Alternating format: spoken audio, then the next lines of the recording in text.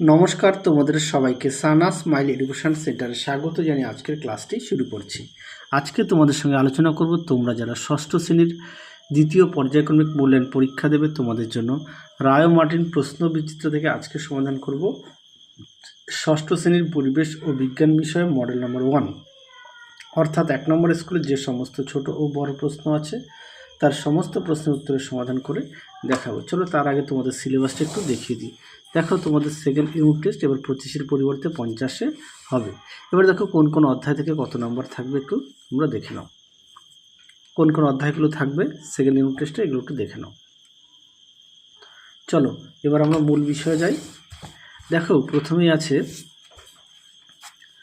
একে আছে প্রদত্ত কোনটিতে ফসিল দেখা যায় না। উত্তরটি লিখবে অপশান এ আগ্নেয় শিলায়। দুই দেখো প্রদত্ত কোনটি লব্ধ রাশি নয়। উত্তরটা হবে অপশান সি দৈর্ঘ্য। তিনে দেখো প্রদত্ত কোনটি স্পর্শহীন বল। উত্তরটা লিখবে অভিকর্ষ বল, অপশান এ। চারে দেখো জলের গভীরতা বাড়লে জলের চাপের পরিমাণ বাড়ে, অপশান এ। পাঁচে দেখো ডান নিলয় থেকে রক্ত প্রদত্ত কোনটির মাধ্যমে ফুসফুসে যায়। উত্তরটা লিখবে ফুসফুসীয় ধমনী, অপশান এ। ছয় দেখো ইলেকট্রিক ইস্ত্রি চালানো হলে কোন শক্তিতে রূপান্তরিত হয়। উত্তরটা লিখবে অপশান বি তড়িৎ শক্তি থেকে তাপ শক্তিতে রূপান্তরিত হয়। সাথে দেখো প্রদত্ত কোনটিতে চুনাপাথর পরিবর্তিত হয়। উত্তরটা লিখবে মার্বেল, অপশান সি। আটে দেখো নবীকরণযোগ্য শক্তির উৎস হলো। উত্তরটা লিখবে জৈব গ্যাস, অপশান সি। নয় দেখো বল ও সকেট সন্ধি দেখা যায়। উত্তরটা লিখবে কোমরে, অপশান সি। পরবর্তী দেখো 10 দাগের 1 মিলিলিটার জলের আয়তন। উত্তরটা লিখবে 1 ঘন সেন্টিমিটার, অপশান বি। 11 দাগে দেখো রক্ততঞ্চনে সাহায্যকারী রক্তকণিকাটি হলো। উত্তরটা হবে অনুচক্রিকা, অপশান সি। 12 দাগে দেখো স্টেনলেস স্টিল যে দুটি ধাতু মিশিয়ে তৈরি হয় সেগুলি হলো লোহা ও ক্রোমিয়াম, অপশান বি।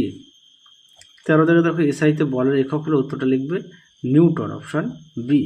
14 দাগে দেখো অক্সানোমিটার বৃদ্ধির স্কেলটি কোন এককে অংশাঙ্কিত থাকে। উত্তরটা লিখবে, এই প্রশ্নের উত্তরটা সম্ভবত সেন্টিমিটার হবে। হ্যাঁ, তোমরা একটু দেখে নিও। 15 দাগে দেখো জমাট বাঁধা লাভাই হলো। উত্তরটা লিখবে আগ্নেয় শিলা, অপশান এ। পরবর্তী প্রশ্ন দেখো কি আছে। 1 ঘন্টা গড় সৌরদিন 1/24। 2 দেখো উত্তরটা হবে সাপ। 3 দেখো প্রশ্বাসে সাহায্যকারী একটি পেশির নাম হলো মধ্যচ্ছদা। 4 দেখো প্রাকৃতিক গ্যাসের প্রধান উপাদান হলো মিথেন। পরবর্তী দেখো কি আছে সত্য মিথ্যা। 1 দাগেরটা হবে সত্য, 2-এরটা হবে সত্য, 3-এরটা হবে সত্য, 4-এরটা হবে সত্য। পরবর্তী দেখো লিন্ডেম্যানের 10% সূত্র। এই প্রশ্নের উত্তরটি তোমাদের পাঠ্য বই থেকে দেখাবো, যার পৃষ্ঠার নম্বর হচ্ছে 95। দেখো এই পর্যন্ত লিখবে। পৃষ্ঠা নম্বর পাঠ্য বই 95। পরবর্তী দেখো কি আছে। চৌম্বক পদার্থ বলতে কি বোঝায়, উদাহরণ দাও। দেখো এই প্রশ্নের উত্তরটি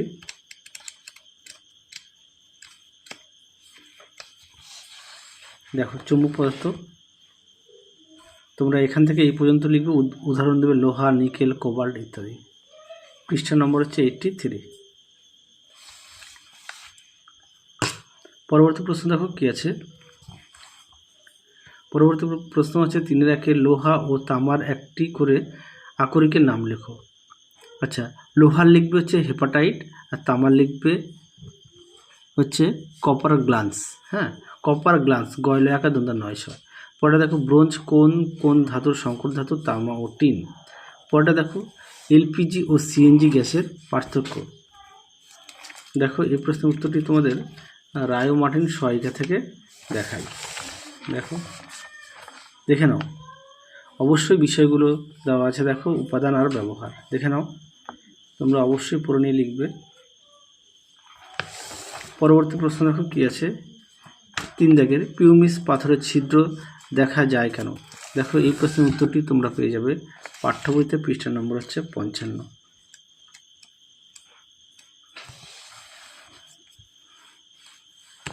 দেখো উত্তরটি তোমরা এখান থেকে এই পর্যন্ত লিখবে। পৃষ্ঠা নম্বর 55। পরটা দেখো কি আছে। পরবর্তী প্রশ্ন আছে 1 দাগের একটি ফুটবলের ব্যাস কিভাবে পরিমাপ করবে, ব্যাস থেকে তার ক্ষেত্রফল কিভাবে পরিমাপ করবে? এই প্রশ্নের উত্তরটি পেয়ে যাবে পাঠ্য বইতে পৃষ্ঠা নম্বর 68।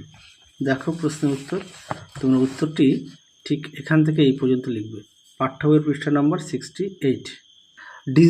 ডিজিটাল স্টপওয়াচের সাহায্যে সর্বনিম্ন কত সেকেন্ড পরিমাপ করা হয়? উত্তরটা লিখবে 0.01 সেকেন্ড।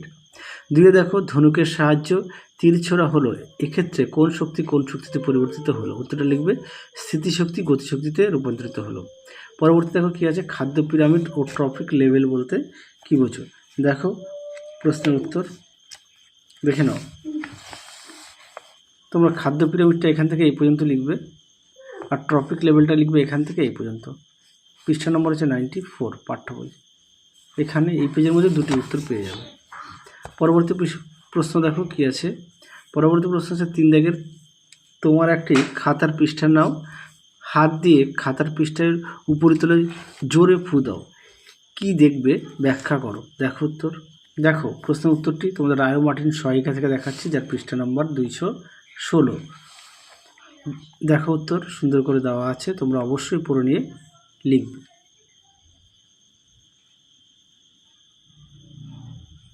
পরবর্তী প্রশ্ন দেখো, এটি কোন নীতিকে মান্যতা দেয়? সেই নীতিটি লেখো। উত্তরটা হবে বার্নৌলির নীতি। সেই নীতিটি দেখো, বার্নৌলির নীতি, তোমরা এখান থেকে এই পর্যন্ত লিখবে, বার্নৌলির নীতি এখান থেকে এই পর্যন্ত লিখবে। পরবর্তী দেখো কী আছে, 4 দাগের, লোহিত রক্তকণিকা ও শীত রক্তকণিকার একটি কার্যগত পার্থক্য লেখো। দেখো উত্তর, দেখো প্রশ্নের উত্তর, অবশ্যই তোমরা বিষয়গুলো উল্লেখ করবে। পরবর্তী প্রশ্ন দেখো কী আছে, জলে ও খাবারে থাকা জীবাণুগুলিকে মারার জন্য আমাদের শরীরে থাকা দুটি রাসায়নিক পদার্থের নাম লেখো। উত্তরটা লিখবে, দেখো লালায় থাকে লাইসোজোম, আর 2 পাকস্থলীতে থাকে হাইড্রোক্লোরিক অ্যাসিড। আরও একবার বলি, লালায় থাকে লাইসোজোম ও পাকস্থলীতে থাকে হাইড্রোক্লোরিক অ্যাসিড। পরবর্তী দেখো, একটি করে অচল অস্থিসন্ধি ও সচল অস্থিসন্ধির উদাহরণ দাও। আচ্ছা, অচল অস্থিসন্ধির উদাহরণ হচ্ছে মাথার খুলি, হচ্ছে যেটা বলেছে মাথার খুলির ভিতর, এটা হচ্ছে সচল অস্থিসন্ধি, হচ্ছে বল ও সকেট সন্ধি। পরবর্তী দেখো 5 দাগের প্রশ্ন কী আছে, নদীর বাঁধের তলদেশ চওড়া হয় কেন? উত্তরটি দেখো, দেখো প্রশ্নের উত্তরটি তোমরা এখান থেকে এই পর্যন্ত লিখবে, এখান থেকে এই পর্যন্ত লিখবে।